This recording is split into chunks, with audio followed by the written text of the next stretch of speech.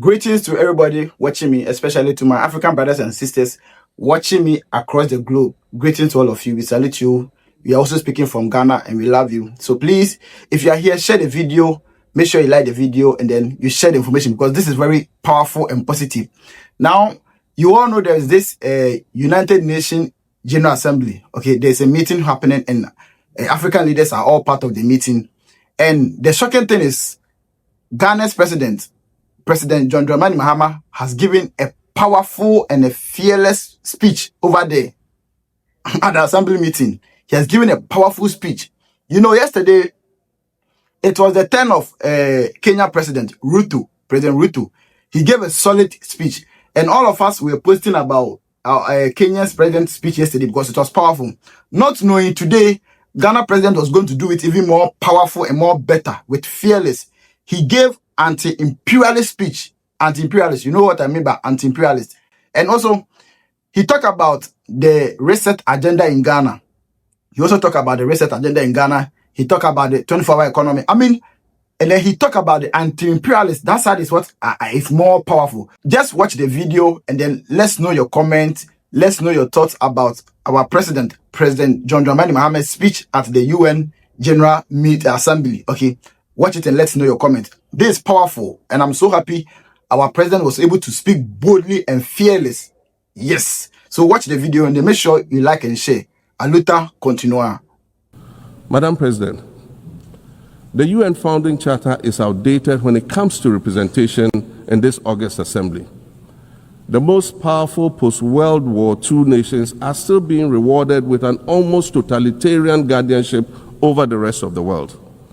And yet, the first sentence in Chapter 2, Article 1 of the UN Charter declares that the organization is based on the principle of sovereign equality of all its members. If this were true, and was the case, a continent as large as Africa, with its numerous UN member states, would have at least one permanent seat on the Security Council.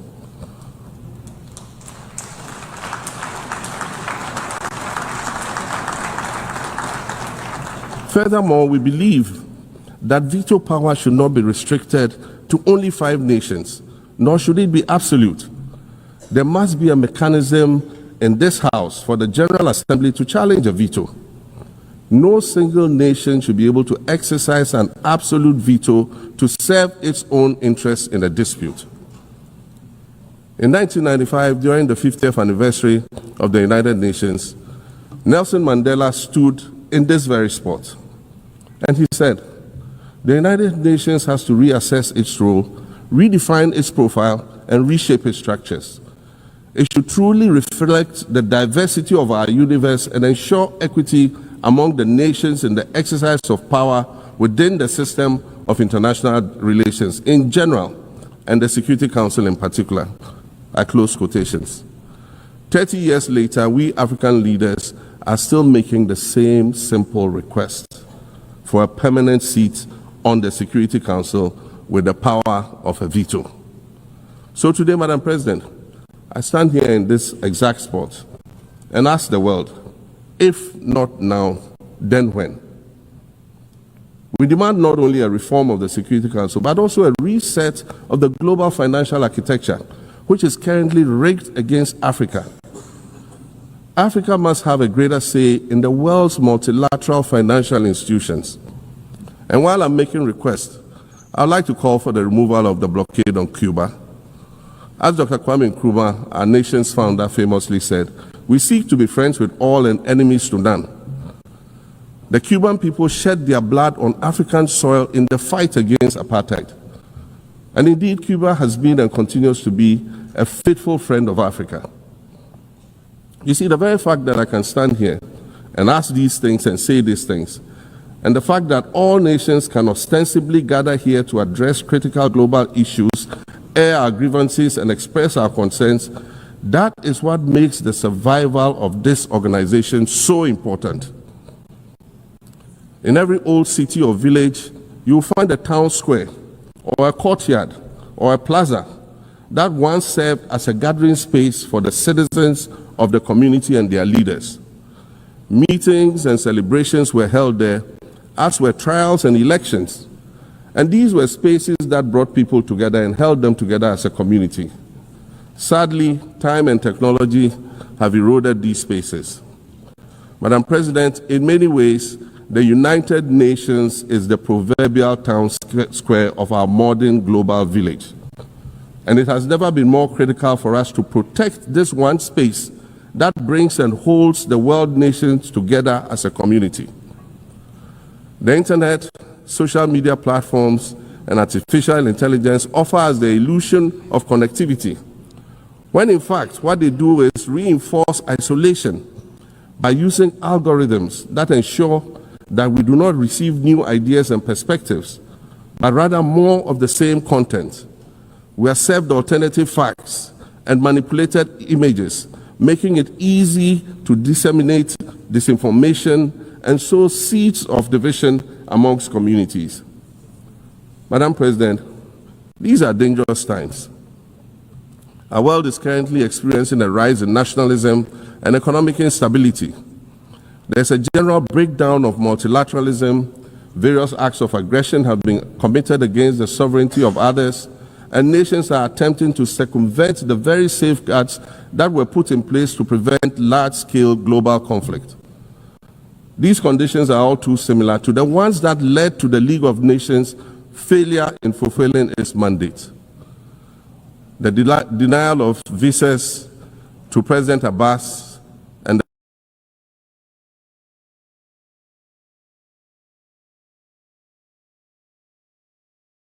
and should be deeply worrying to all member nations of the United Nations. Ghana recognized the state of Palestine in 1988 and supported a two-state solution to the conflict since then.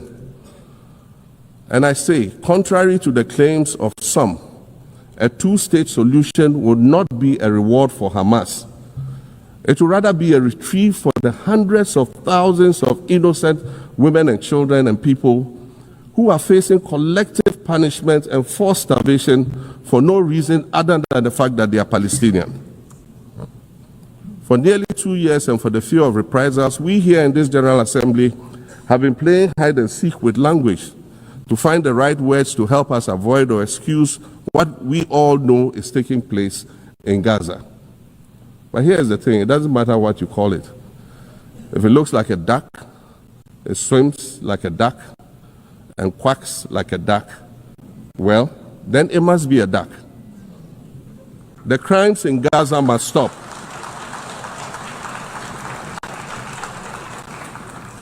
The crimes in Gaza must stop.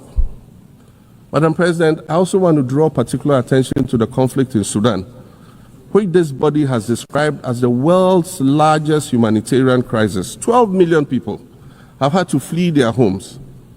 And when we speak of migration, we refer to the 12 million new Sudanese refugees, whom we as a global community should be willing to assist in much the same way that many member nations readily assisted new refugees coming out of Ukraine. Let's dispense with the euphemisms and dog whistles and speak frankly.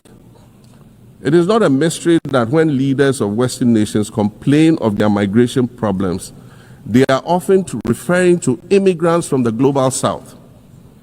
But many of those immigrants are climate refugees. And interestingly, the global north emits 75% more greenhouse gases than the global south. However, the effects of climate change are more severe in the global south because we lack the resources to address them effectively. And so when the desert encroaches on our villages and towns, and they become unlivable, we are forced to flee. Warsan Shire, a Somali-born prophet, a Somali-British poet born in Kenya to Somalian refugee parents, was London's first youth poet laureate. She writes in her poem titled Home. And it says, you have to understand that no one puts their children in a boat unless the water is safer than the land. No one bends their palms under trains beneath carriages. No one spends days and nights in the stomach of a truck feeding on newspaper unless the miles traveled mean something more than just a journey. Madam President, we cannot normalize cruelty. We cannot normalize hatred. We cannot normalize xenophobia and racism. If we're going to tell a story, let's not tell its slant. Let's tell all the truth. When we speak of migrants, we speak of Mami Ewusi Mensah Frimpong, a judge on the U.S. District Court for the Central District of California. She's the first black female judge on any of California's 4 federal district courts. She was born here in America to immigrant parents from Ghana. We speak of Peter Bosman, a medical doctor in Ghana who moved to the town of Piran in Slovenia in the 1980s and later became the first black mayor of Piran, the first black mayor in Slovenia and in the whole of Eastern Europe.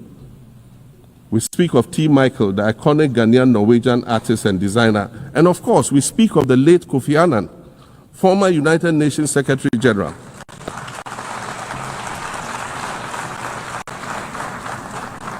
Former United Nations Secretary General and Nobel Peace Prize recipient, who was born in Ghana but spent his adulthood in various places in America and Europe. These are people who have brought great distinction to the countries that they decided to call home. Just as the migrants and the children of migrants before them did, I dare say these are not invaders. These are not criminals. Madam President, the slave trade must be recognized as the greatest crime against humanity. As the African champion on reparations, Ghana intends to introduce a motion in this August body to that effect. More than 12.5 million Africans were forcibly taken against their will and transported to create wealth for the powerful Western nations.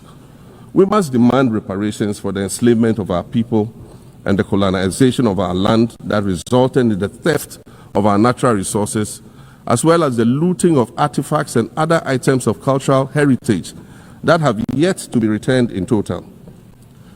We recognize the value of our land and the value of our lives, as did our colonizers, as well as the governments that happily paid reparations to former slave owners as compensation for the loss of their property, in quotes.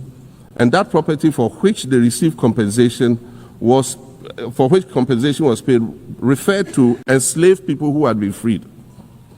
Madam President, an increasingly insecure world is witnessing upward spending on defense budgets of bilateral partners and steep cuts in official development assistance. Since July 2024, it is estimated that there's been a 40% drop in humanitarian aid globally. In this era of global uncertainty, Africa must exercise sovereignty over its natural resources to raise the necessary funds to ensure the well-being of its citizens. The days of parceling out vast concession areas to foreign interests for exploitation must come to an end. We'll continue to welcome foreign investment, but we must negotiate better for a bigger share of the natural resources that belong to us. And we must insist on value addition to these resources. We're tired of the continued image of poverty-stricken, disease-ridden rural communities living at the periphery of huge foreign-controlled natural resource concession areas. We're tired of having people extract the most they can from us and in return offer us the very least by way of respect, consideration, and dignity. We're tired of not being represented in ways that reveal the richness and complexity of our history or acknowledge all that we have overcome to arrive here in this liminal space of untold possibilities. Allow me to echo the Indian-American writer Arundhati Roy, who wrote, "Another world is not only possible, she's on her way. On a quiet day, I can hear her briefing." I want to add that for the sake of Africa, and quite selfishly for the sake of my 18-year-old daughter, I hope that this new world that is arriving is a place of safety and equality for women and girls. To succeed, we must empower everyone, including women and girls, to reach their full potential. In closing, Madam President, I'd like to congratulate you on your election to preside over this historic 80th General Assembly and on being the 5th woman to hold this distinction. I'd also like to congratulate Her Excellency Nana Jane Opoku-Agyeman on being the first woman Vice President of Ghana.